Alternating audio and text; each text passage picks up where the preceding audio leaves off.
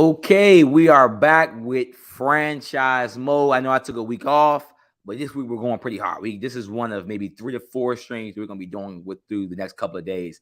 NFL playoffs is here. I'm really excited. I got a chance to bring 2 of my close friends on here. Love to talk sports with. One is a Ravens fan. One is a Giants fan. So right now the Giants versus the Vikings are playing. It's a really good game. So we're going to hear his thoughts first, and then we're going to let other guests talk about it as well. Let me bring both of them up now. How you boys doing? Doing great, doing great. How you doing? Good. I'm doing fantastic. I'm feeling pretty good for Kev's Giants, but we'll see. This is gonna be an intense fourth quarter.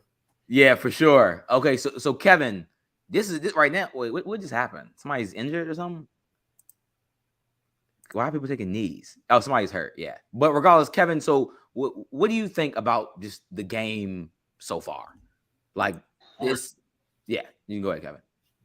Well, I think that Saquon Barkley definitely had an impactful first half. I'm surprised that the stats aren't higher than what they are. His impact definitely seemed much larger than the stat sheet would show. Yeah. I'm surprised with Daniel Jones. He's looked pretty good in this game. You know, I'm kind of worried because if we lose this game, then it's going to create a real controversy over whether we should pay him or not. And I would like to see more before I would be forced to commit to him long term. Yeah, I'm not gonna lie, Jones had a good game. Like I wanted not. This is Giants. I don't want them to win the game. Clearly, like no NFC East team wants another division to win. But like the defense has looked pretty good. Of course, now they're about to maybe go up 30+ points. But this, like, come on, the Vikings only have an offense. They can clearly score the ball. It's kind of how they've gotten this far. So we knew they were going to give up points. It's how long is it taking? 3 and outs? Are we getting turnovers? All type of stuff. Sacks. The Giants have seemed to do that for the most part. I think the Vikings, I would still think they win the game. But the Giants have put up a fight where there's no straight answer of who will win this game, yes or no, right now. Bo? Yeah, I mean, Daniel Jones got 5 incompletions on the day so far. And he's got 70 yards on the ground. He's averaging a little over 7 per carry. So, I mean, he's showing up today. Saquon's got, halfway to the century mark on the ground.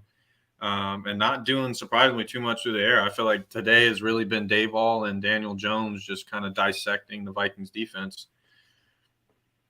Yeah, I mean, so Kevin, what do you think about Jones specifically in this game? Like, this is his first playoff game, if I'm not mistaken. So, like, overall, like, what do you think about his first playoff game? I mean, I think this is much better than anybody could have expected out of him, to be honest. I like to look at myself as a realistic fan. I mean, I'm a fan of the Giants, but I'm not a player hater, but I don't just automatically think that everybody walks on water because they play for the Giants. And I would not have expected this game from him.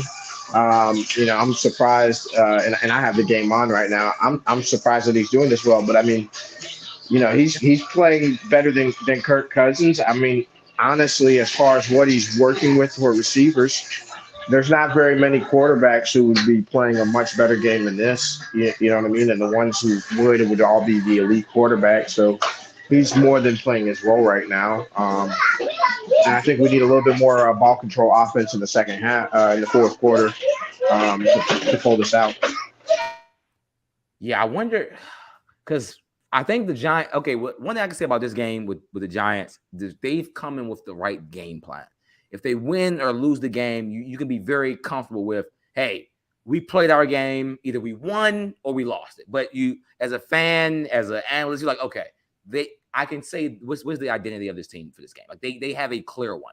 It's annoying when a team, you don't know, okay, the team is going to throw the ball 50 times. Are they like trying to run? It's not working and then pass. Like they have a clear identity on how they think this game should go.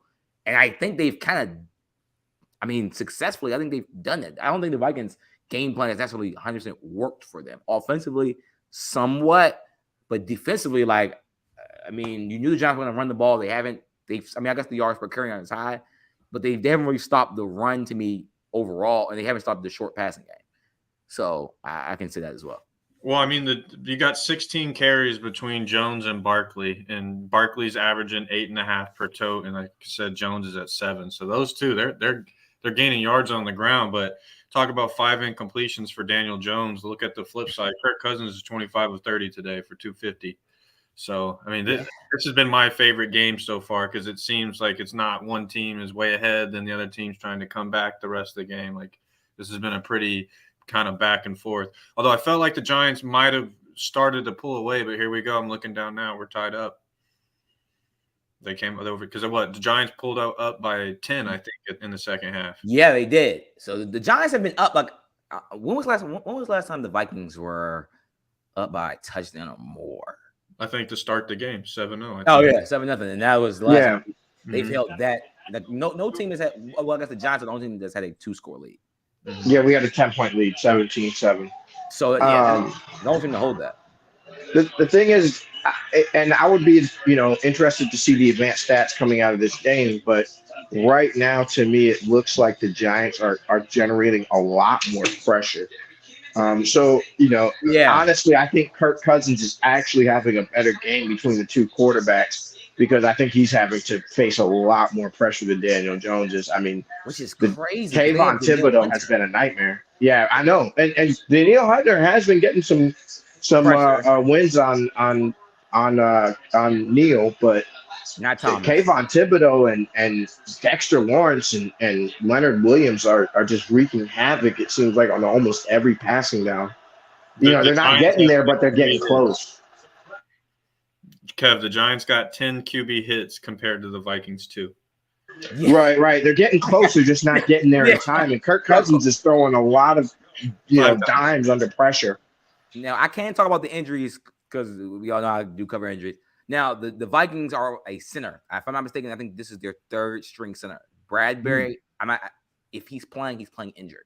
If he's out, I know their second string is on IR. So either their 3rd string center is playing, or their 1st string is playing hurt. And Dexter Lawrence is all pro. On the outside, Brian O'Neill was injured. He's either playing injured right now, or he's not playing at all. There's a backup right tackle in the game. So either they have 2 injuries at 2 key spots where the Giants have good players at, or they're playing hurt. So it's like, and Kirk Cousins is not known to be good under pressure throughout his career. Now, I think, like you said, he's having for like Kirk Cousins is kind of having to be somewhat like a Superman right now. Like the defense ain't helping him out. Mm-mm. Like for them to win this game, Kirk Cousins is going to have to win, like damn near win him this game, which is a tough ask. I mean, I guess it's the playoffs, and that's kind of what it is. But you would like your defense to make at least get a pick here or there. Like they probably need a pick, and maybe or a fumble. Maybe I don't know. Danielle Hunter they have Danielle Hunter and Zadarius Smith. So 2 QB hits when a lot of the Vikings defense is not that good overall. They have talent at corner with Peterson and 2 pass rushers. If your talented players aren't playing up to the talent, then you have nobody. Because it's not like they're not. This isn't the 49ers. They're not stacked at every level. You need your stars to stand out. So it's like if they're not doing that, then that's when I think it becomes a problem. And Richie James has been pretty good. I mean, a little screen here and there, and I haven't really seen Galladay. I mean, I think he's playing. I think that's why me as a Ravens fan here, I'm looking at what Dayball's doing, and I'm like, us in Baltimore complaining, hey, we don't got receivers, but then you look at what Dayball's working with. But then again, it's come down to coaching. You work with what you got, and they're just like Hodges. Correct me if I'm wrong, Kev, but I don't even think Hodges was on the team to start the year, and here he is catching touchdowns in playoff games. Yeah, you might be right about that. Like, okay, I'm gonna look at some stats too. So Daniel Jones, by the way, has 71 rushing yards, which is that not in the scouting report? Like, hey, this guy can run. Like if you play man coverage, like it's going to be a problem. Like you don't play like Lamar or Kyler or I guess even Josh Allen. Like necessarily, like, hey, we can't just run all man coverage because on 3rd down, he's very comfortable with taking off. Well, let's be honest, though. The 3 quarterbacks that you named don't have a running back anywhere near the caliber of Saquon Barkley. And if you remember, Saquon Barkley opened up the game running, rough shot on that first drive. I think what happened is that Daniel Jones is now getting, the ability to run because they're selling out on Saquon Barkley because of what he did to start the game, which is why I said that his impact to me seems a lot larger than his stat sheet because he went crazy, and then now everything for everybody else is pretty much opened up afterwards. And He's and 8.5 he doesn't yards have per the carry right stats now. now. That's Exactly. and he's Right. And he 11 had yards per those. catch. Yeah, he, So, he had two really nice catches that he broke tackle, or one that he broke tackles on, one that he just got a nice gain on, and then he had that run where the touchdown run where he turned what should have been like maybe an 8-yard run at most to a 28-yard touchdown run. yeah. Like Daniel Jones, like we said, is 28-26 right now in his He's first got playoff Lamar's game. contract through the air too. One more time. He's got Lamar's contract through the air too. And you talk about the 71 yards on the ground. Like this guy's got over 300 plus yards of offense today. And he doesn't have any receivers. Now, to be fair, this is not I'm not gonna act like this defense that he's playing is this world-beating defense, but it's the principle. This is a playoff game, and you're in the playoffs. You damn sure have to play against just who's in front of you. Like you can't worry about. I'm trying to pick this guy, that guy. You have to just win, man. You have to beat the good teams. And I would assume the Giants were the underdog coming to this game. Now, I did see majority of TV analysts I know like this was the sexy pick the Giants. So like I'm not gonna act like no one picked this team to win because I would say like I think Nick Wright. Ronnie, I think you muted yourself. Can you hear me now? Yeah, gotcha. Like just a lot of people just picked the Giants to win. So but regardless, they came to they're the away team. And they're the team that has the least amount of wins. The Vikings have lost 3-4 games this year? Not a lot. Yeah, I think it's 4. Yeah, so like pretty good record. So I just this comment somebody did put Vikings are a joke, which is hey, but no disagreements here. Yeah, I can't say that. I picked the Giants for this game, but I picked a lot of underdogs. Well, I will say that me being a Giants fan, I know who Darius Slayton is. I do like Darius Slayton, and I think he's very underrated. But outside of him, there's not a lot of receivers that I would hang my hat on either on this team. So to see them performing as well is, really promising for the future because these are all pretty much young guys. Kenny Galladay's only played about 5 or 6 snaps so far. He's been largely on the bench. Yeah, Barkley is playing insane though. That's why you got to pay them both. Just keep them around. That's the scary part though, because it's still like okay. This is year 1 under Dayball. Let him keep growing. That's true though. This is year 1 for under Dayball, who again I kept saying in the offseason, like, hey, this is a really good coordinator, man. That Allen was playing with all these years. Now he's not Andy Reid, but they're like he's in that same tier to me as a Shanahan. Like, is he going to be is he that creative? No. But does he get the same results with his offense? He has. He's gotten the results. Every quarterback he's ever coached has gotten to their literal peak form. You saw the Statue of Liberty today, right? In the playoff game. Like, come on. He doesn't even call plays anymore. Like, first, they even have the guts to coach a team. And you say, I'm going to let somebody else call plays. You got some nuts anyway. Because most people want to have all the control, but he took the Belichick approach. So I get it in that way. And he comes from that tree and it's saving approach, I guess, in that way. But I thought that was really cool. And somebody, G said in the comments, is Lamar really hurt or is he just protecting himself? You can answer that, Bo. I think he's legitimately hurt. I think the contract kind of weighs in, but what I kind of go back to what happened last year. There was plenty of film last year when he had the ankle sprain of him trying to work back. But we could all see that, he's not going to be ready to play. Whereas this year, there is no film because I just don't think he's able to go out there. He's a very dynamic guy. You got a knee injury. You haven't got a long-term deal. He's got kids. He's not just a single bachelor anymore. He's got other people outside of him to think about. You know what I mean? Yeah. So, you got to make the right play here. And so I think maybe he could come back, but I mean, I don't want RG3 2.0 to happen, and I don't want him out all of next year. Man. We I'm for if he's hurt, which again, he put it's no like you can say, I heard this. He said, I can only go from what the horses said.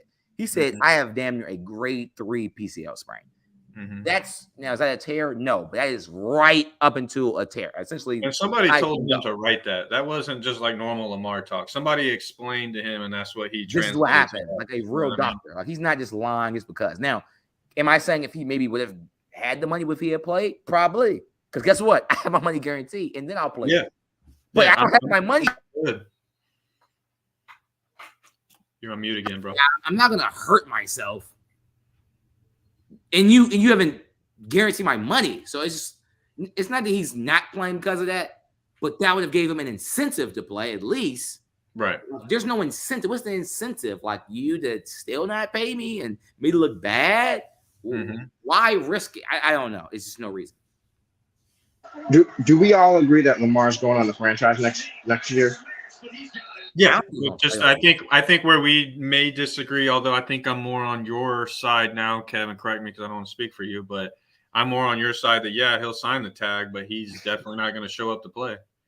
They say future commander. No, he ain't playing on that field. That field ruins everybody's knees. Oh, I didn't even think about that. That's the worst one. I can't believe what Vic said. What the hell Vic say?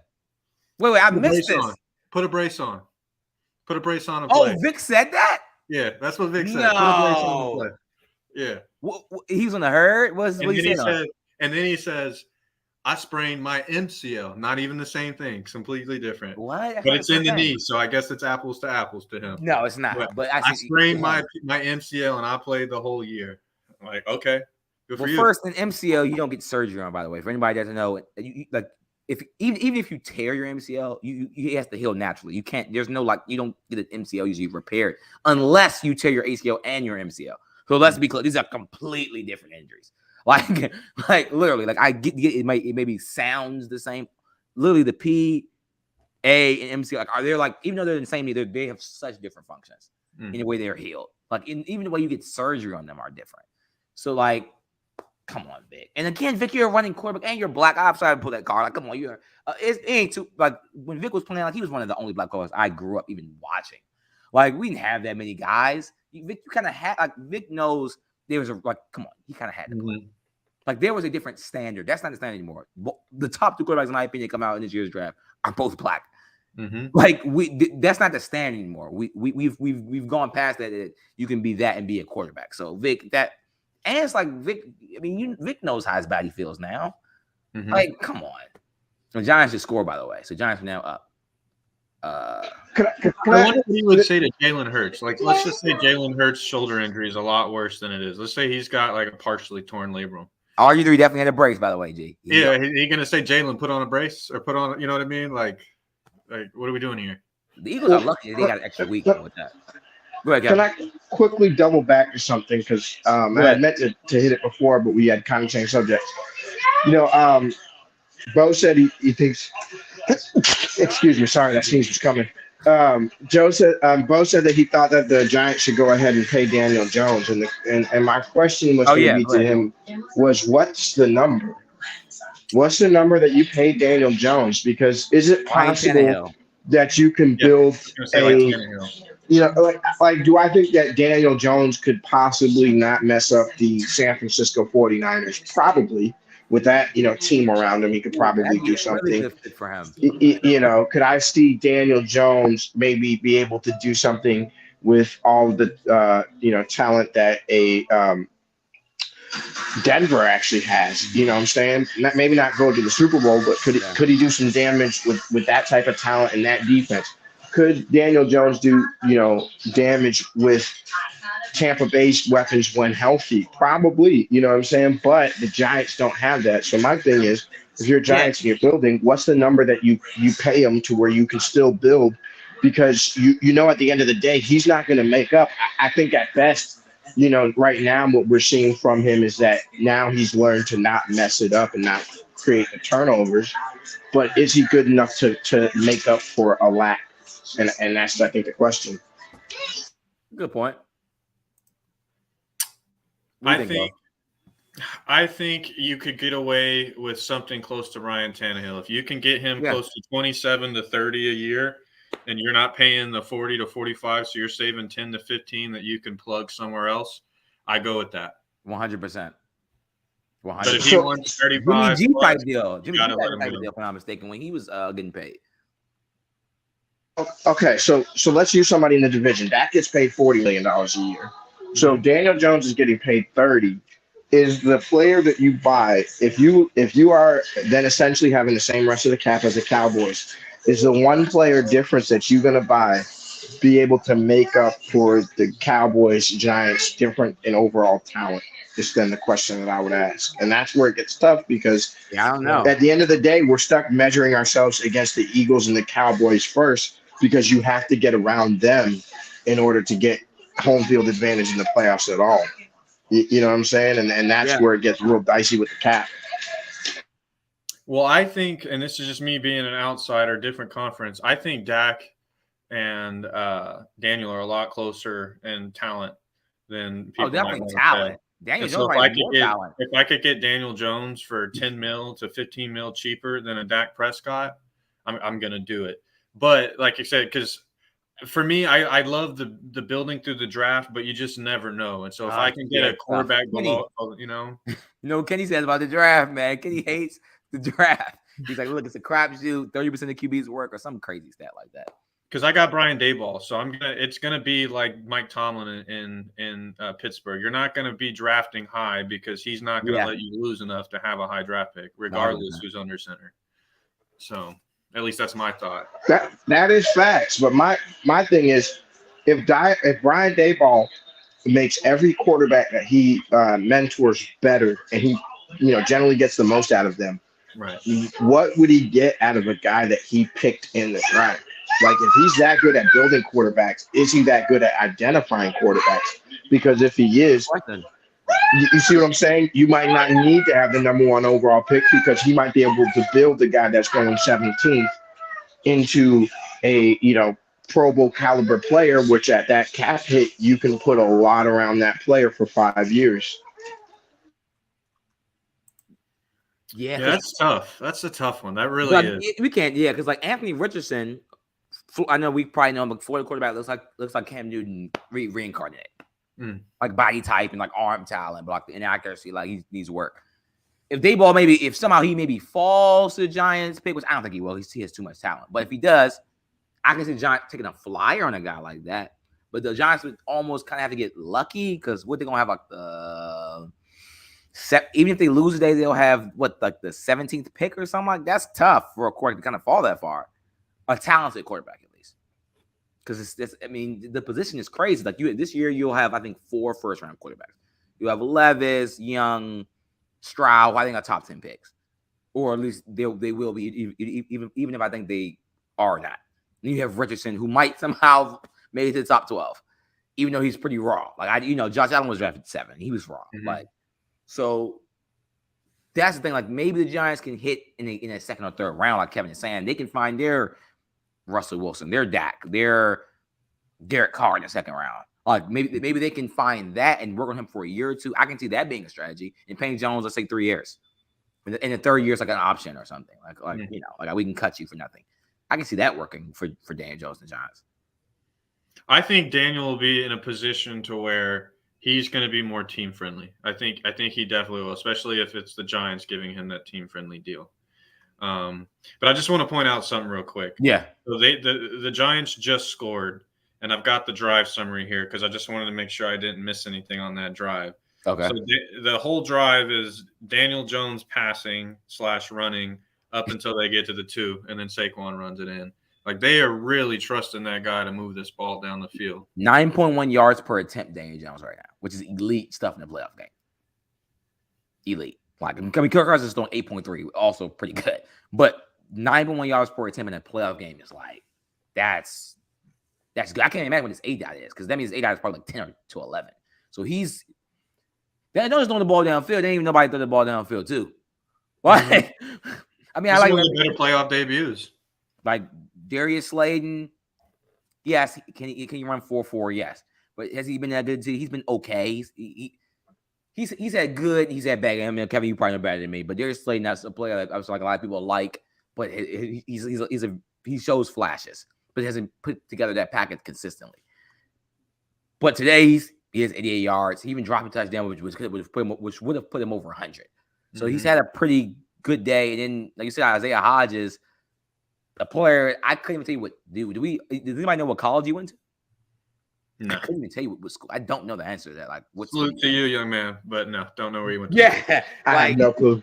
I have no, like what school does he even come from? I couldn't even tell you. Like, I think the Slayton's. I think I know Slayton's, but yeah, I'm that's gonna look it up real quick. Where did he go to school? yeah, like Richie James. Like, none of these are first round talents. Like they're first round talent. They traded. He's on the Chiefs right now. His name's Kadarius Toney. That he's gone. Galladay, who they paid, he's not playing. So Daniel Jones right there, just kind of making it shape. My last thing on this is just again with Dable. Like Brian Dable's proving, like, hey, I'm a really good coach, man. Like, which I was upset when he got hired there, just like I was upset when AJ Brown went to the Eagles. I knew for a fact this is a good coach, this is a good player. And they're going to make whatever situation they go to just be better. It was not, to me, it wasn't a risky move for either team. It's just the way I looked at it, even if it was. Mm-hmm. So I mean, I think he's just proven what I've always thought. Like, hey, the Bills got two coordinators that are really good.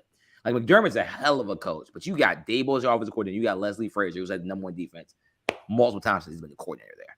They had a team of talent. They still lost. Like they had a lot. Think about it, you have the talent on the team. You have a good offense, good defense. You have the quarterback. You have a good head coach, offensive coordinator, defensive coordinator, and you still lost them all. Mm-hmm. So that's why I said that was a hard loss for the Bills last year because they had everything going for them. Right. Because look, man, I mean, we love Henry, we love Mahomes. They did have the Cheetah last year. They had a lot of talent, but like Cheetah, great player. So is Stephon Diggs, man. Mm-hmm. Like they don't have a Travis Kelce, but Gabe Davis. Hey, did you see Dawson Knox out there looking like him today? Knox did look good today, and Gabe Davis, I think, what he had like 200 yards. Davis had a crazy game when they played the Chiefs last year. So everything was going for him, and he still lost. That's why I thought it was tough. But okay, by the way, I did have a typo in the title. I'm pretty sure everybody realized that that's watching it. Clearly, I put Ravens versus Giants. I might put Ravens / Giants. But I think we move on. But okay, any last statements on this game? Of course, we know we'll come back into it as the game goes on. But before we move on to this Ravens preview, any final statements from Kevin or Bo? No, I'm good. No, I think the Giants are going to hold this one out. 4th and 11 for many right now. They're deep in their own side of the field, so they have to punt it. Yes, and then it's going to be the Saquon show to run this game out onto the second round. And this means even if the Cowboys are somehow lucky enough to beat Tom Brady, you play the 49ers in San Francisco. So thank you, New York Giants. What did I tell you, Ron? I told you that midway through the season, almost to the playoffs. I said that the Cowboys, it's destiny. If they win the first round, they're gonna face the 49ers. Like the Cowboys, we're not gonna get the lucky one. I mean, I guess the Eagles isn't the lucky matchup, but I'd rather play the Eagles. I'm not gonna lie, I'd rather play them in 18 right now than San Francisco. I mean, like I know Kenny thinks they're not as good as people think, and some people, but like I'm that team looks loaded. But again, okay, so Bo, we have the Ravens Bengals preview. Everyone probably thinks like, hey, Ravens are on. I think maybe Huntley will play, but if not, what's the other quarterback name? Anthony Brown. Anthony Brown. Oregon. Yeah, like former Cowboys cornerback now. So I'm playing, but regardless, you're going against Burrow and Chase and Trey Henderson. Really good team. People are like, but it's divisional matchup in the playoffs. And we've seen that with the Dolphins game, it does not matter when it's the NFL playoffs. So what is your prediction for the game? My prediction for the game has kind of changed based off of what we see transpired today. The Dolphins really, really gave me a lot of hope. And then watching the Jags come back, because these guys that we consider elite have looked somewhat human so far in the postseason. And so I feel like I'm looking at the way the Ravens defense has played since Roquan's came over. We're going to have Marcus Peters is back this week. But even still, this is what makes Joe Burrow elite. He knows where the ball needs to go. He knows where the mismatch is, and that's where he's going to try and attack. And so, if we get week 18, the Ravens played very, very good, even though we turned the ball over 4 times. But what happened? All the highlights are Jamar Chase and T. Higgins picking on Darryl Worley. So I'm looking at Cowboy. Very bad player. So I'm looking at the injury report, and they're going to be super short tonight in the secondary. Demarius Williams, the rookie's out. Brandon Stevens was in the hospital this week. He's going to be out. But all the safeties are healthy though. Marcus Williams is playing with a big old cast on his hand because he's coming back from the broken wrist. But yeah, you're going to have Peters will be out there, Humphreys is out there, Hamilton will be out there, Clark. Who's your slot? They're playing Kyle Hamilton is kind of the slot That he's rover. kind of in the slot now, but before it was Pepe and Brandon Stevens would rotate in the nickel. But they're running like big nickel, like 3 safeties sometimes, which is tough when that package works really well against a team like the Giants or even the Vikings. They don't run a lot of 3 receiver sets, but when you're playing a team that loves like Tyler Boyd, Higgins, like that's hard. Well, clearly it's worked in the past, but that's usually not the formation you would run because you need speed in the field. Like you don't want somehow. I mean, of course they run a lot of zone too, but you don't want Kyle Hamilton matched up with Tyler Boyd in the slot. If they went to let's put Jamar in there, you don't want that matchup. So that makes it a little tough. I think it's still gonna be a close game. I think it's a 1-score game. I mean, I just think the NFL. That's why the NFL to me is always gonna be better than the NBA. There's no Golden State Warriors with Kevin Durant in the NFL. Even when there was, the Giants took them down. Like there is no version of that that's possible in a sport with this type of hard cap and with this like one game and it's over. Anything can happen. Like anything can happen. Like again. Going back even to the example of using the Warriors, like the Warriors in that 2018 LeBron almost won that one game. Like if that was the NFL, that one game wins you the Super Bowl. So like that's all it takes. This is why every single game is so important in the NFL. That's why I think it's the greatest sport. Because like again, Will Burrows has a bad day. He's not sharp. He throws to Trevor Lawrence 4 picks, but they can't overcome it. Like it can happen. Like we've seen quarterback just melt down. Kyler Murray last year just melted down. Like that was one of the worst games I've ever seen from a quarterback in the playoff. Like it just was like, yo, I like this kid, but like either he's not trying or sadly he is trying, and this is just what it's called. So like that happens to be like so it's gonna be really interesting. I think it's a 1-score game. No, the Ravens still have a really good defense. I know Roquan was he first team All Pro? Yep. With a trade, tough. You got 2 good corners. I like. Peters can be spotty or whatever. I think he's a good player. Of course, against Jamar Chase is a tough matchup, but against T. Higgins, we're going to bring the house tonight. I think it's going to be an old Wink style defense where you're going to see a lot. It's not going to be as exotic, obviously, and no cover zeros. And Lyle Collins is out. The right side. Lyle Collins is out. I think and Kappa injured. Yeah. So the right side of the offensive line is out 2 linemen. The Ravens are healthy on the defensive line right now. I wrote the article. Like they have no without Michael Pierce. That's the only guy that's missing. Yeah, like they have guys at the end, like multiple players that are ready to rotate at the end. You're out of tackle. It's tough. It's tough. Like a tackle and your guard on the same side. You never know. We have a shot. I definitely will go from changing my stance from earlier in the week where I thought this was a 3-score game to where I think Justin Tucker might be winning this thing for us, which is going to send us into an off-season of drama. That'd be the best storyline. Somehow the Ravens. Well, yeah, that'd be the best storyline. They don't need Lamar. They wanted the same amount of playoff games with Lamar as without him. Oh man. Oh, you can already hear the dirt that's going to be thrown around, and Lamar with no agent's not going to really have a way to combat it except his little Twitter post. Yeah. Lamar really needs to get an agent. First of all, that's number one. I think. I'm definitely an agent. There's going to be drama either way. But someone needs to do the dirty work for you. That's what an agent's for. Agent is your politician, the person that just kind of like throws little signals out there before maybe the bill actually goes to Congress. Like hey, the student loans might get canceled. Like oh really? And then oh crap! Now when it starts to happen, we already got the tea leaves. Like okay, this could possibly happen. We already got that earlier. It's politics. You throw little hints out there, you get public perception. Then you hit him on the head if you think it's going to work out. Lamar needs some guidance to make public because I think his brand's pretty good, but it's not as rock solid as I think it could be. Right. I listened to Bill Simmons. If anybody listens to him, he's like, yeah, Lamar's like no commercials, no endorsements. I'm like, why the hell is Lamar Jackson not like?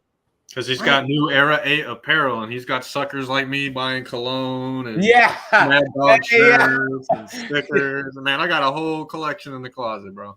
It smells good. Like he actually is pretty good. He's got children's books. Like so, that's the thing. What really? I didn't see. I didn't even know. This is again marketing. I didn't even.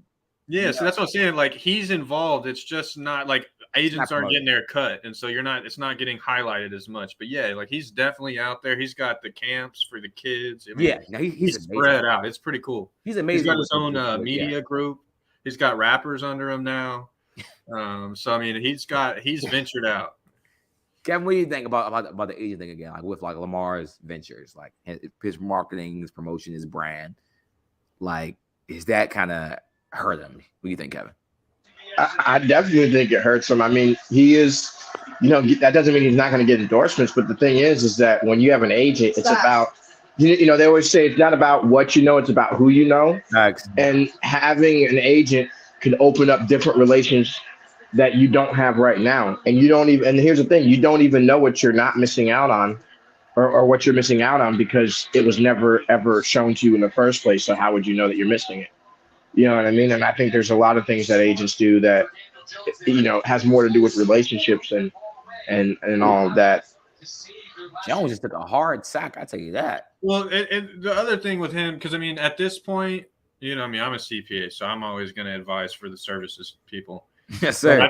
But I feel like at this point, he's already gone this far out. I feel like it just looks bad on him if he's like, all right, now I'm going to go with an agent.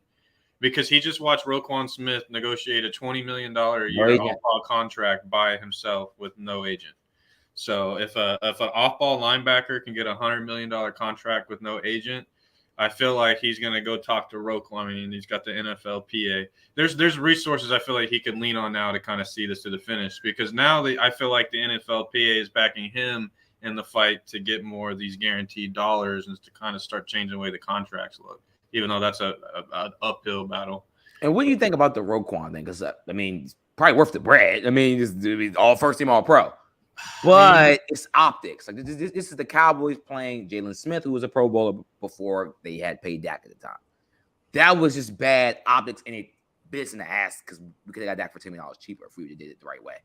So, dang, and there goes Slayton dropping a pass, Kevin, and we spoke so highly on him. Let me butt in real quick before Bo responds to that. Here's the only this is a very big difference. It's the only difference, but it's a very big difference.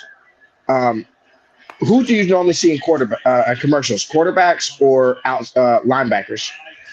Quarterbacks. Yeah. Who do you normally see getting the biggest endorsement deals in the NFL? Quarterbacks or off-ball linebackers? Quarterbacks. Definitely quarterbacks, man. I see. So who's the face of the franchise more times than not, the quarterback or the off-ball linebacker?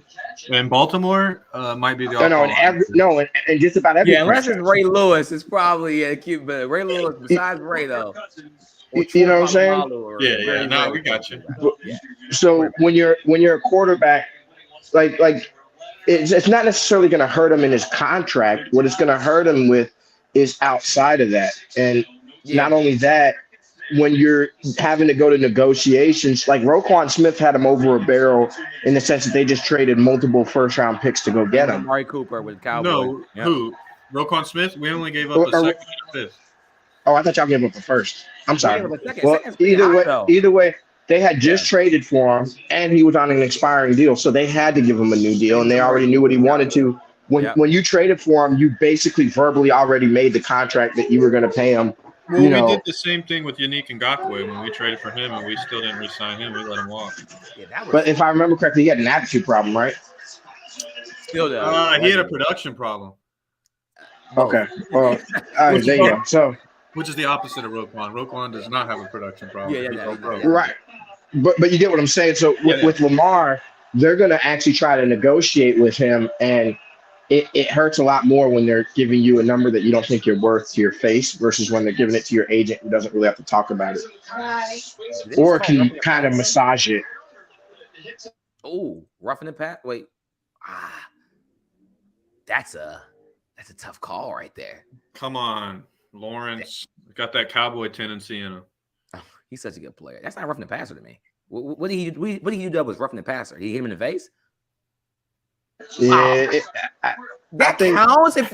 Come on. I think by the letter of the law it does. But that's why they say quarterbacks are overprotected right now. Like if I'm rushing you and I'm like this, and somehow the inside of my arm, like come on. Like now, if he hit his mask and I grabbed him, like okay, like come on, but come on, like That's tough. And again, the Cowboys play Tom Brady tomorrow. I don't feel good saying that. We play Brady. You know Brady's getting that call every time. Like That's for sure. So it's just like, that was got by Kirk Cousins. Jesus Christ. Like, Well, I'm gonna let you know. I believe that the Cowboys are losing tomorrow, but no one's picking us to win that game. I'm picking y'all to win the game easily. I don't even think. I think it's gonna be at least a 2-score game. Wow, really? That's tough. And when I say 2 scores, I think you win by 9 points. I think Mike Evans gonna have a nice day on y'all. I think that's a good matchup for Diggs though. Like if he ain't gonna be on Diggs. Receiver, I think Diggs should travel. If he should travel, like Mike Evans is the preferential receiver. Trayvon Diggs should travel. Shouldn't travel with like Stephon Diggs. That'd be a terrible matchup. He knows his brother. For Evans to have a big day, that means Tom's going to need to have time in the pocket for those routes to develop. And I don't think Tom's going to have any time. I think Tom's going to No, he's not going to need time in the pocket because just like Ronald said that they should travel, that Trayvon Diggs should travel, he doesn't. Yeah, he might should. Not travel, yeah, the key word is should. But if he isn't, who's y'all backup number 2 cornerback? Because y'all number 2 cornerback out, if I remember correctly. Because Bland is good. We have a good slot guy, but on the outside, it might be Xavier Rhodes, maybe, or Nation. Right, because Jordan Lewis is out. He's out for the rest of the year, if I remember correctly. Right. So whatever doorstop that they got, over there at the second cornerback position opposite Trayvon Diggs, if Mike Evans lines up over there, that's going to be just mouse in the house, obliteration, just ugly. And so that's where I think the Cowboys are going to have a problem. I don't think it's going to be a blowout, but I do think it's going to be a close game where, Mike Evans is absolutely going to abuse whoever's on the opposite side, unfortunately. And then we know dumb stuff just happens to the Cowboys. Like, come on, like it's just like something's going to happen at the end of the game that's going to be just TV worthy. Like, I hope it doesn't happen for my own sanity. But like the Cowboys usually just don't like lose a playoff game. It's like something happened for us to lose that's like going to be on TV for months. Like we never just like, hey, we just lost to the team, like the team just beat the hell out of us. It's like, oh no. This weird like you can't get the ball down, PI or catch or something crazy has to happen. Either we win off of something crazy or we lose. So I don't know what's going to happen. It's hard to predict, but something is going to change the game. It's either going to be like they picked up a DPI or something crazy is going to happen in the game. And it's going to be a Dak pick 6. It's going to be a Dak pick 6. I'm going to knock on wood here because I don't believe that. He's done it for 3 straight games. I mean, my man, good for him. A lot to prove this postseason because I honestly has not been, and I'm one of the resident Cowboy haters, but I felt like Dak had moved himself into the elite tier, and I didn't think anybody should talk about his contract ever again. But I have been very disappointed by his play to end the season. When he first came back from the injury, it took him a game, but then he got it going. The Cowboys looked great. But then towards the end of the season, I just feel like a lot of those interceptions weren't his fault, but maybe he shouldn't have made that throw in the first place type thing. No. There was a lot of them that were his fault. At least 2, and arguably all 3 of those pick 6s were his fault. And then there was a couple other like the interception the pick 6 that he threw to the Redskins. He threw a pick on the previous play. The boy just couldn't catch it. The Redskins, you know what I'm saying? Those were that game was bad. That was a bad game. Clearly, all those were his fault. That game. That was just a bad game. Period. But my point is that just as many interceptions that were quote unquote weren't his fault, he's had just as many dropped interceptions that should have been interceptions. Like my man has made some great throws. Plays to put a number on it. He's 9th in turnover worthy plays. So even though he leads the pick, he is 9th turnover worthy plays. Now 9th is not amazing because he's missed 4 or 5 games. Yes, but he is 9th. So, and the point is, but he's tied for first in interceptions or second, and he missed 5 games. That's what I'm saying. So he's first in picks. So he's 9th in turnover worthy plays. So it's like, well, I get it. But the point is, Trevor Lawrence threw fucking 4 picks yesterday. He won the game. Why did Trevor Lawrence win the game? Not only because the Chargers are just one of the most least aggressive teams in the NFL, we've known for the game, but he threw those picks because the goal of his team was to be aggressive the whole game. And that was, it's either we're going to be aggressive and lose with Lawrence, or we're going to be aggressive and win with Lawrence. Sometimes in the playoff, it just becomes that simple. Now, the quarterback guys take care of the ball, and Lawrence can never throw 4 picks again and expect to win the game. But if that was just, let's say, 1, maybe even 2 picks in the first quarter, it probably doesn't lose you a game. Now, if you throw a pick in the fourth quarter, now we're talking like, hey, that's a pick. That means more. Like a Ryan Tannehill pick. That's a pick. Like that's a losing pick. Now we can say, well, Dak threw that, and I guess it was the Jaguars game, but like I can't make Noah Brown catch the ball and not throw it up in the air. I can't do that. Like you can't. I can't put that on them. We did lose from that. Like that was literally a pick six. Like that was Cowboys lost the Jaguars game, which is funny enough because that put the Jaguars in the playoffs and actually probably got the Cowboys not getting the 1 seed. So that's a hell of a play in hindsight.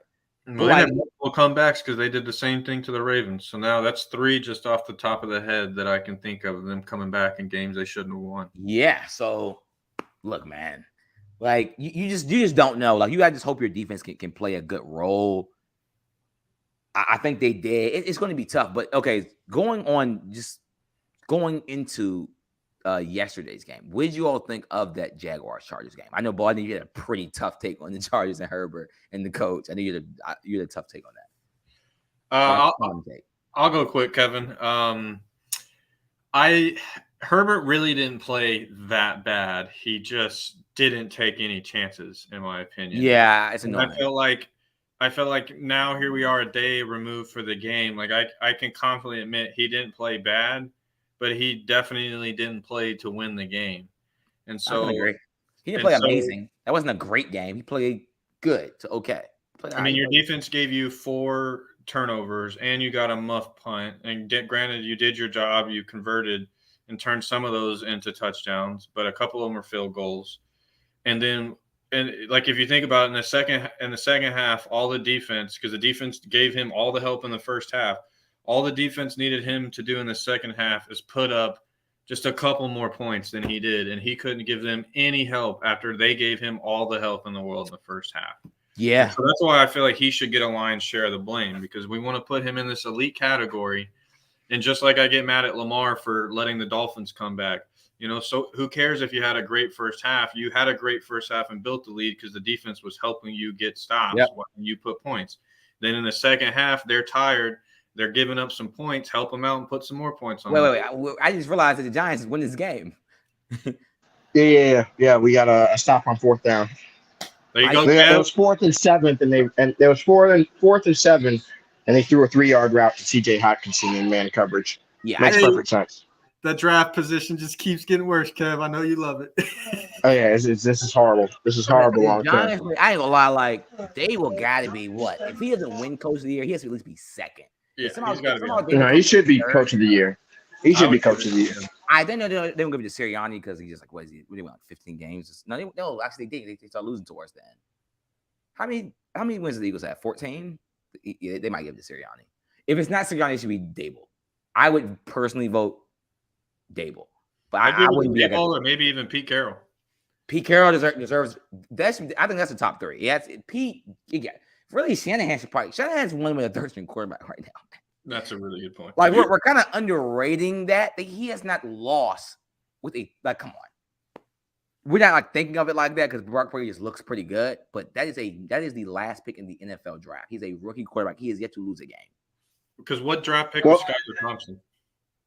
Well, must have been above that. I mean, it had to be above that because Brock was last. But here's the bigger thing, though. And I want to just point out now Jerry Jones can't keep bragging about picking Dak in the 4th round because Kyle Shanahan can turn around and say, "Well, I got one in the 7th." Yeah, and look, man, the Cowboys, man, Oh, speaking of that, well, first, this is a hell of a one for the Giants. I'm very upset about this. I know I don't look it because I'm not actually upset, but like overall, in my team's success, I'm very upset because again, even if the Cowboys are like, when we beat Brady, I'm happy. Oh shit, San Francisco. It's not the easiest matchup, man. It's not fun. Like that defense is real. Nick Bosa is real. Like, what's the D tackle? Armstead is real. They have a first-team All-Pro safety. He's real. Fred Warner to me is the best linebacker in the league. He's real. Like they have multiple players on the team. And Debo, Javon Kinlaw, Greenlaw. The D Ford. Like I think Greenlaw got 3 All-Pro votes. This is Fred Warner's other linebacker. Like very good team. So even again, it's like this is like I'm still gonna be happy the Cowboys win because look, I have a very low standard here at this point. But like, come on, like it's been 25. I ain't never seen the city conference champion. The standard is like damn to the ground. But I'm gonna be happy. But damn, it's like okay, we don't even get that because with Cowboys fans wanted, I'm pretty sure Eagles fans wanted too. We wanted the Dak Hurts both healthy, who's really the better quarterback and player. But sadly now we don't get to see that unless the Cowboys win and the Eagles win, which pretty sure we know that's probably not the most likely thing to happen. So that kind of does take it away. I was going to ask you some, Bo, too, about. Oh, you were going to ask me how I feel about Cooper Kupp now that Justin Jefferson got held under 50 yards in a playoff game. I wasn't, but what do you have to say about that? Let's just put some respect on my guy, Cooper let's Kupp. pile on, Bo. Let's pile on. We can take turns on this one. Oh, my God. I'm by tag team. I can't. I'm by myself here. Oh, man. I know Cooper's doing better than 50. Guaranteed. It's the scheme. But it's the thing, though. Wait, 50? You mean 50 in the first quarter? Yeah. Oh, man. Well, I guess to be fair, Jefferson did have 7 catches, but the average yards per target must not have been high because Jefferson was targeted 9 times, which I think is pretty good. Like that's a lot of targets. But 7 catches and you only get 47 yards. That means you're averaging 6 yards a catch. Well, the Titans got 11 targets. Yeah. 2 more and did way more with his. Yeah, he got 13 yards to get. So, Yo, King just said the Vikings are the Paul George of the NFL. Hey, yo, that's fucking accurate. Like, because like it's like you. Like, I love Paul George, and you want to like him more than he's a good player, but you always think he's a little bit better than he actually is, and he gets you, and he gets me every single time. And the Vikings didn't get me this year, but I thought, okay, the Vikings don't lose to the Giants, especially the Vikings don't lose to the Giants at home after everyone and their mother picked the Giants to win. Like, that's just disrespectful. Like everyone picked the Giants to win this game. Like I saw majority of people pick the Giants, even though they're underdog, and you still lost. And this isn't even on Kirk Cousins. I can't say like, oh, Kirk fucking sucks. 31-39, no turnovers. This is not Kirk Cousins couldn't get the job done. Like this is we were probably outcoached. Yeah, I like Kevin O'Connell. I think he's great in his first year. But you were probably outcoached. And now all the Giants are like, well, people are hating on people are hating on the Vikings. Well, the Vikings couldn't get them off the field on third down. The Giants were 7 for 13 on third down, so better than 50%. So if you can't get off the field, man, they said somebody told me that their uncle bet $25, I guess, on the Giants or whatever. Like I guess the odds were crazy. He won like some big bread on that. Nice. I guess the odds were lower last week, earlier. Here's the funny thing. I think. Okay, it's not to rub it in your face, Ron, but let's say the Cowboys do beat Tampa Bay. I think the Giants have a better chance of upsetting Philly than Tampa Bay. Than Dallas has a chance of upsetting San Francisco with that defensive line. Because I just don't like your offensive line going up against them boys. Yeah, and we lost Steele, who I freaking loved earlier in the year, man. But I guess you got Tyron Smith over there, but he hasn't played well at right tackle. Which come on, but to switch sides after come back from injury is tough. Like he's done the best he can. I'm not gonna pile on the guy that one that offered to change his position. And he's a Hall of Fame. Like I can't dog a guy like that. But he hasn't played, as well. Again, D4, Bosa, Armstead, 2 linebackers that were damn near all pros. The 49ers corners, I guess, have been better than I would. I don't even know who the corners are off the top of my head. But the 49ers. Yeah, who the corner? They got old boy from the Chiefs. They got absolutely. Ward. They have Ward. Yeah. He's a great press corner. By the way, the Cowboys drafted this guy, so rubbing in our face even more. I think we undrafted free agent. We cut him. Some dumb like that. Anyway, but hey, we'd let Kyle Juszczyk go. Now he's helping. Yeah, but I think y'all was being cheap on that one. He was a good player with the Ravens. He was a good player. Yeah, so but. We didn't want to pay him, but we wanted to pay Pat Ricard. Hey, y'all looking at the best running back left in the playoffs on screen right now. J.K. Dobbins is still in the playoffs, last time I checked. No, yeah, exactly. That's why I said the best running back is right now on the screen. Oh, you see J.K. on the screen? Let me think. We're running back to the No. We definitely see that boy 26. He in white and red. Red, white, and blue. It almost look like the American flag. Color Oh. and JK have a they're probably like in that like tier below, like right below Barkley. They're not that talented. Like they're talented, but they're not. Barkley's like talent wise, like come on, you damn near build a bear. Like I mean, power runner. He's like 230, but he runs a 4.3, but he can catch, and he can break the long run, and he can run short yardage. He's build a bear. And he's just the injuries, which makes it tough. But he's had a great season. Is C-Mac? Wait a minute. Yeah. Oh, McCaffrey. I forgot about McCaffrey. I'm sorry. I and this is not even just me being a Giants fan. I mean, it's close. When they were in college, I still believe when healthy, if both of them are healthy, Saquon Barkley's a better back because everybody talks about Christian McCaffrey's, route running ability and all this. Why does Saquon Barkley still have more catches in the season than him? You know what I mean? No, he doesn't, but he has more catches. And what I would say is that, he's never been able to play in an offense that really fully featured him. They've never really fully featured him. Even now, they're still not fully featuring him. So, Christian McCaffrey in Carolina, the quarterbacks were so horrible that he always was the offense. Yep. Even with Cam, those late years. Like I think Saquon Barkley can have a 2,500 all-purpose yard season if he was used enough. I just don't think that they're going to ever use him enough to get to that point. I don't know if he'll hold up. That's why they don't do it. Yeah, I wouldn't do it because McCaffrey died after that year. Like his knee fell off the bone essentially. Like I mean, he hamstring, knee, shoulder. But Saquon's built different. Saquon's 230. But Saquon's have been off of hits, like bad hits to the lower knee and stuff. Like, no, he did have the ACL tear that I think was non-contact. Oh, but Barkley did tear his ACL, yeah. But Saquon Barkley, like, he's more built for a pounding. You know what I mean? Like, he's 230 pounds. He could take a pounding, and he reminds me a lot of Fred Taylor, to be honest. Not Freddie, Freaky Fred. But yeah, this most underrated back to me in the last 25 years. I feel like people don't even know Fred because, like, first he had like that Buffalo stint. He was still really good. He was sharing the backfield. What was it? Him and Spiller.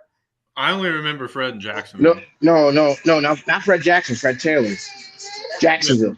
Yeah. Okay. Jacksonville. Yeah, Jacksonville. Came from University of Florida. Yeah, on the pivot. Yeah, not Jackson. Yeah. No, but yeah, I forgot about that. Now you brought that up. Fred Jackson was really good too. But yeah, 6'1", 215. Yeah, like there's been some good backs, but yeah. Before we get out of here, I know no one's really gave comment, I think, on the Bills Dolphins game day. I know, Bo, you said they gave you hope for your team, but just overall, how do you even rate that Josh Allen game? Because like he had some really high highs, but he had like some really low lows. I think it's just classic Josh Allen. He's going to make over where, Brett Favre. He's going to make turnover plays, and I feel like I don't think he's ever going to blow out a team in the playoffs. I think he's always going to leave opportunity. One thing I was impressed with though is Dalvin's brother today. James had himself a game, and so did Singletary. They were able to situationally move the football through the ground, and I think that's going to be important moving forward. But after watching that game, I'm 100% convinced Tua without concussions, the Dolphins are playing next week and not the Bills. I don't see the Bills as a threat to go to the Super Bowl. They didn't. Their defense did not scare me at all today. Like we went over earlier, that kid was 8. He threw 43 passes and completed 18, and they were in the game at the very end. That's ridiculous. Yeah, and the Dolphins don't have a good defense either. This is what I learned from that game. I learned that the Bills have absolutely no shot of probably even going, let alone winning the Super Bowl. Yeah, I don't see the Bills somehow beating the Bengals and Kansas City. I just if that's what they play, I just can't see it. I think they'll beat the Bengals. I think they might. Here's the thing: they're so up and down. They had a down game. I think their next game they might go really up, and then the final game versus Kansas City, I think they're going to fall apart. They're it's crazy because I wasn't alive, of course, see like prime Brett Favre for the most part. But from what I've watched, like the old Super Bowl and everything, like this is like reincarnated Favre. Like I think he's a little maybe argue maybe he's more coachable, but Favre won 3 MVPs. Like so, like this just seems like if this is the generation with Z's Brett Favre. Like the play style, the running, I'm gonna get hit in the pocket, the arm talent, like the up and down play, but overall it's gonna be MVP level. I just think this is our version of that guy. So I think that's been Brett Favre or maybe even a Big Ben. Or Ben. Yeah. Because Ben had a little. Ben was very he was also turnover happy as well. Yeah, gunslinger too. Ben was like that too. And the running too with Ben early on. Ben would get hit. It's hard to get Ben down. Yeah. Josh Allen, the spot that he would, I think, be best in is actually Denver. I think Denver has a better defense than the Bills. And their receivers, for the most part, are tall. So he's got some big bodies. And Mike, exactly. These are all pro players. But even with it, and by the way, real quick, did y'all not see Russell Wilson's last game? I did. It's almost like after they fired Hackett, he actually looked like old Russell Wilson. You know what I mean? So maybe Hackett really was that bad of a coach. I mean, it's going to be, I think, an interesting storyline. He tried to slip that in there. He by far had his best game of the season. I'm just saying. I agree. Threw 3 touchdowns. He threw 3 touchdowns over 50 yards.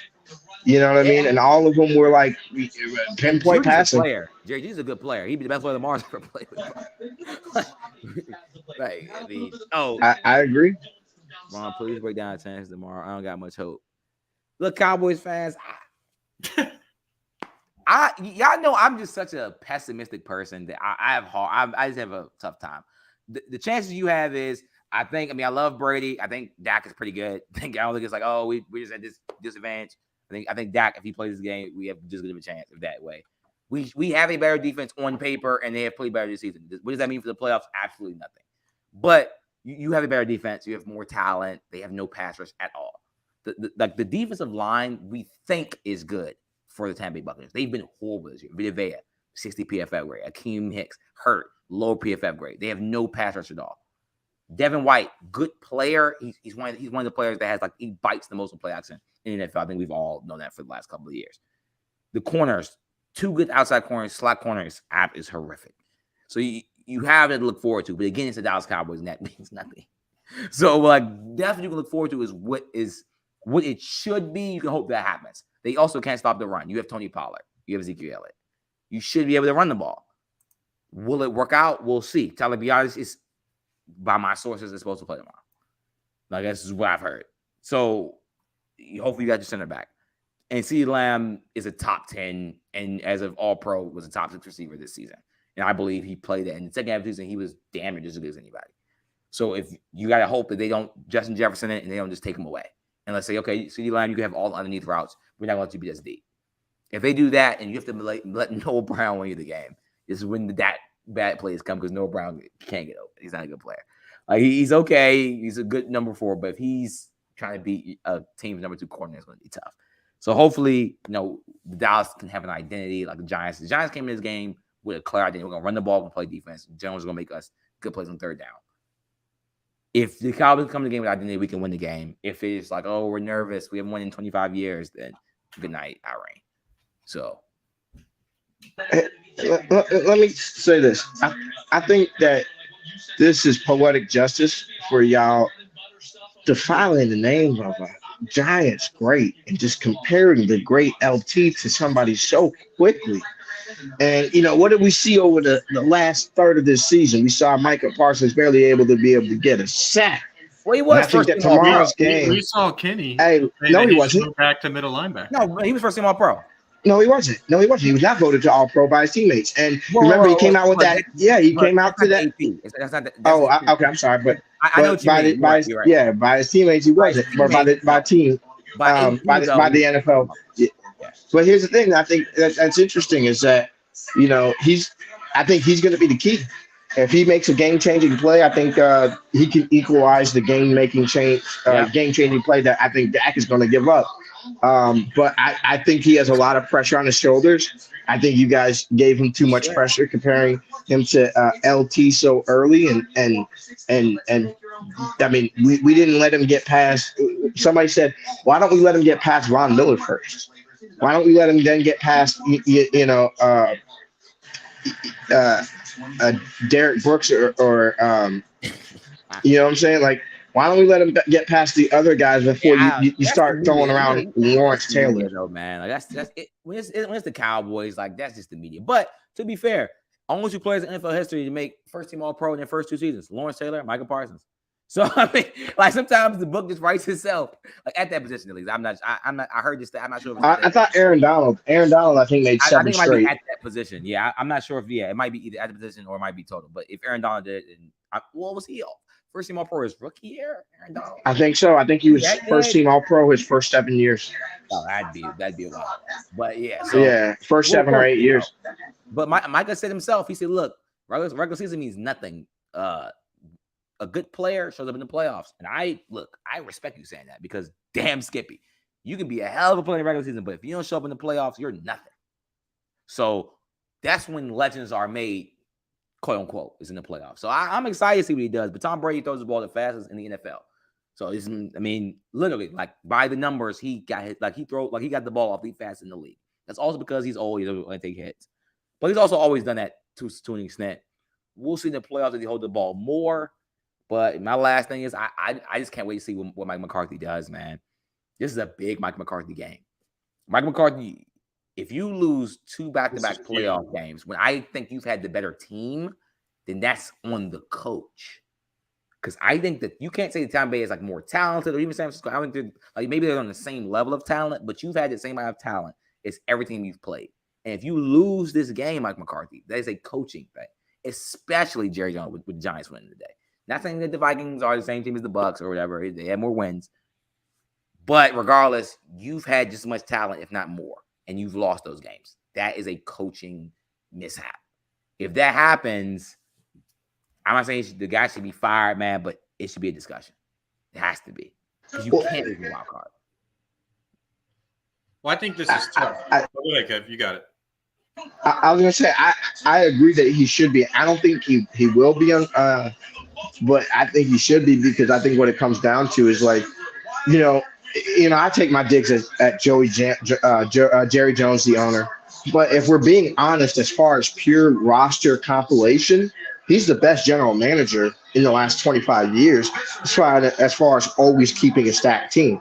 The Dallas Cowboys team objectively have been more stacked than the New England Patriots year in and year out. They just always underachieve. They always underachieve, and I think a lot of that does have to do with coaching, which does have to do with Jerry Jones, the owner, not the GM. But as far as like players to work with, the Cowboys always have one of the most talented rosters year in and year out. I can't argue that we don't have talented teams, though. I can't argue that. I'll argue. Yeah, go ahead, Bo. I'll argue that. Outside of DeMarcus Ware and Roy Williams on defense, the Cowboys have the defense barely ever in the last 20 years fielded. They probably had 3 years where they fielded a top 10 defense. Outside of that, there hasn't been much on the defensive. They've always had offensive weapons, I'd say. Yep. Now, some Cowboy fans that we know would argue some of those guys aren't weapons, but I would say on offense, there's always been weaponry to go around. A guy I wanted to bring up earlier is a guy we should look at as an example on why you shouldn't just give the ball to Saquon day in and day out is DeMarco Murray, because we saw the Cowboys just run him into the ground. But yeah, I'd say, I don't know. I'd push back on that. I feel like the Cowboys have had some good rosters, but nowhere close. Whoa. Hold on. So we gonna say that Marcus Spears wasn't good when he was playing over there. We're gonna say that Sean Lee wasn't a great linebacker when he was over there. Like, he was great. They've had some dudes. Half a year every year. That was towards 20, like towards the end of his career. Man, but he was like Barkley, like a line talent. Like, damn, you gotta go in the field, man, for the count. Like, dude, they had like, even though I don't like the player, they had Greg Hardy over there, and Greg Hardy was a stud. I don't care what anybody like.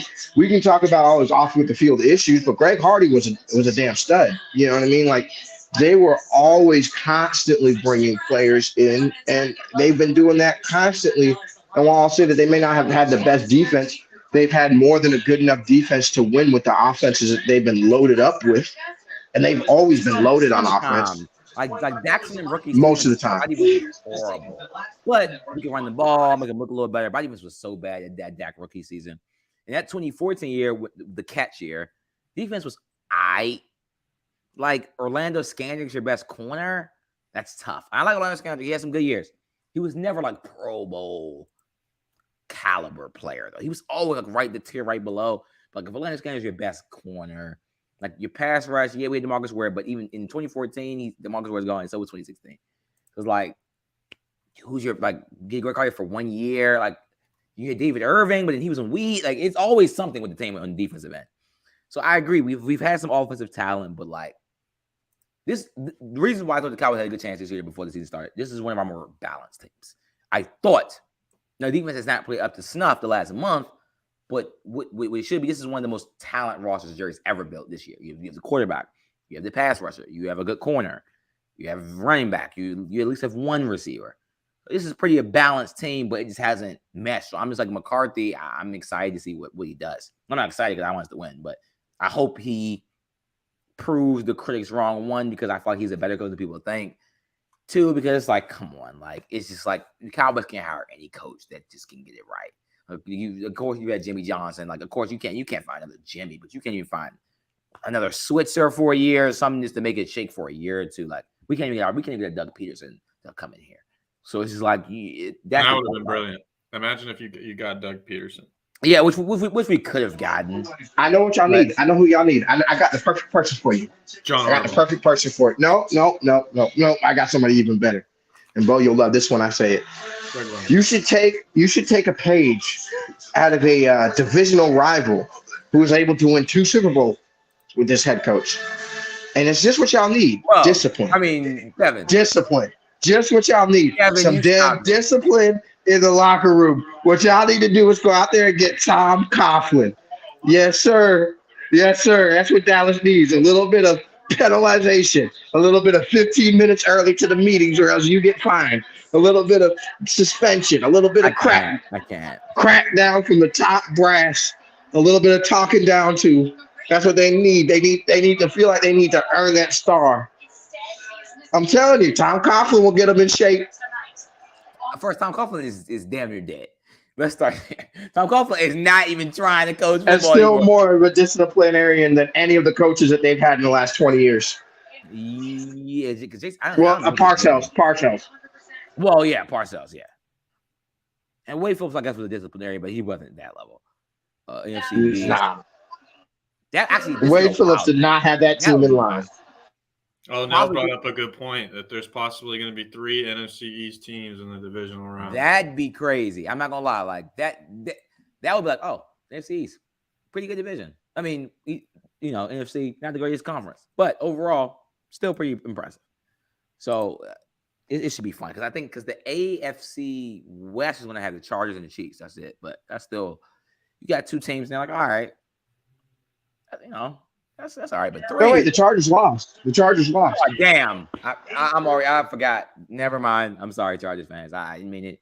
I just thought they won, but I forgot. So we all agree that Sean Payton's going there. No, I disagree. No? He's going. No. The Broncos?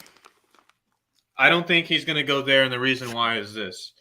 LA Chargers are getting ready to have to spend a bag on Justin Herbert. And they're going to need their draft picks, I think, moving forward, just for cap purposes and team building. And so with the Saints having the rights to Sean Payton, it's going to be a trade. So it's going to be capital of draft variety. I think that's going to be given up. I don't think it's going to be a player going out. And so I don't think they can really afford to go get Payton. And I don't think this loss really is per se on Staley. Like his defense, like I said, got 4 turnovers. And then, the second half, craziness. So, you're wrong. I think he's. It is on Staley. Yeah, it's on Staley. He played Mike Williams and got him injured in a game that was meaningless. Yeah. In a game that was meaningless, you were missing arguably your best wide receiver in the playoffs because you decided to play him in a game which did not matter one way or the other. This loss is totally on Brandon Staley. He's made a bunch of gas all over the place. I'm sorry. I didn't mean to cut you off, but I couldn't let that one slide. Well, I mean, I hear you on that, but I just at the end of the day, he's one player. We just watched Brock Purdy, a third string quarterback, who runs the offense, win a playoff game. So we're talking about a wide receiver here. But would you agree that Mike Williams is worth one play? He's worth one play, but I don't think. Okay, one play would have won them that game. They were one play short from winning that game. Mike Williams. He's a deep threat. But the reason Chargers lost, they weren't aggressive. They had nobody that could stretch the field deep. Let's go minimal though. Let's just go minimal. If he's good for one play, they win that game. One play. Like, and the fact that he's probably going to be good for 5 or 6 of them. You know what I mean? I think it's a more comfortable win. I also, at the same time, don't see Sunshine throwing 4 picks in a first half ever again. So we saw a lot of crazy stuff go on, and that's what I'm saying. Even with all of that, like, you're missing Mike Williams, but then you also got lucky and had a guy throw 4 picks, and you got a muff punt. So yeah. Okay, but Bo, the Ravens game is on. Oh yeah, I got it on here. Okay, I already know what's about to happen here. I didn't want to stop. I'm like, okay, I know we. Now, Bo, will we get to hear a phone call? Will you be on Rooting in Sports next week after the Ravens get blown out 28-4? Oh yeah, I'm getting ready. I'm getting the Fire Hardball train started. Let's go. Hashtag Fire Hardball. I'm sorry, 28-5, because it's going to be a field goal and a run back on a blocked extra point. No, see, this is what I see happening. I see the Ravens defense. It's kind of going to be like Week 18. They're going to be lights out, but you're relying on 2 backups, and they're not the greatest at throwing the football, and they're going to be forced to throw the football because they're going to stack the box to try and shut down the run. And so, yeah. The defense is going to look great. I don't think it's going to be that high scoring of a game, but I still feel like we really don't. We got like a 10% chance to win this. You never know, any given Sunday, but I'm not confident whatsoever. So yes, I'll definitely be there. I thought about not watching. Lamar's not playing. I wore Derek Mason today. Hey yo, hey. Gotta represent. Yeah, my last thing. First, I appreciate you all for coming on. And yeah, I love the Bengals jerseys. I'm sorry. This is one of my favorite helmets, jersey combos in the league. I think they're really good with the tiger stripes and everything. That's my last thing. All right. And also, before we log off, just want to say we lost. Well, I don't say we lost, but the sports community lost that young man today from Georgia, the offensive lineman that passed away in the car accident after their championship. Oh, I didn't even see that. Yeah, him and then one of their assistant, I guess, like scouting analysts. Wow. Oh, yeah. They were involved in a car crash together, and both of them didn't make it. Oh, wow. Yeah, I didn't even know that. That's tragic. So definitely, hope his family is, as good as you can be in a situation like that for sure. Yeah, and that's tough. Devin Willock is the name. Devin Willock. Yeah, that's tough, man. Yeah. Kevin, any last words? Well, may he rest in peace. And after that,